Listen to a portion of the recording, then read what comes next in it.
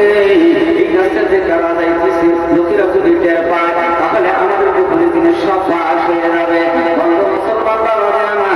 এইভাবে যখন ভাইজান আবু জেহেল আবু সুফিয়ান বললেন আগামীকাল শিবরাত্রিতে আমার বাড়িতে চলে যাইবা।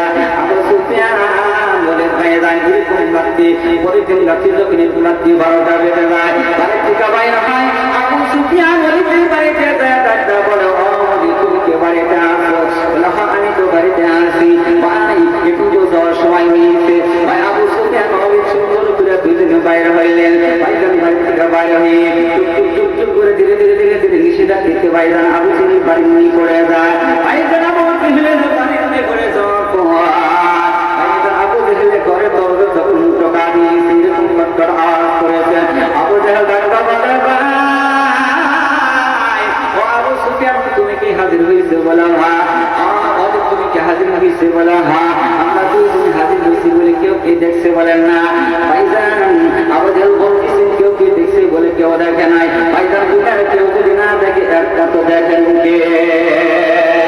আমরা দুনিয়ার চোখকে ফাঁকি দিতে পারি কিন্তু আল্লাহর চোখকে কিন্তু ফাঁকি দেওয়া যাবে না। আল্লাহর চোখকে ফাঁকি দেওয়ার জন্য ভাইজান উত্তর পায়ে তারা চেষ্টা করতেছে।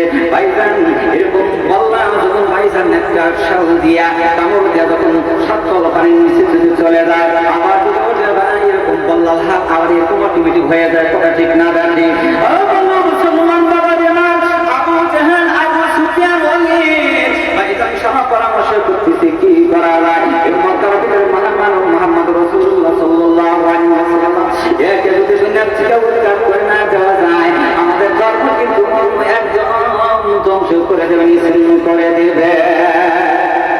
তাহলে কি করা যায়? মুহাম্মদকে আবু সুফিয়ান বলতেছেন তাকে দেশান্তর করে দিই, দেশ থেকে বাইরে করে দিই।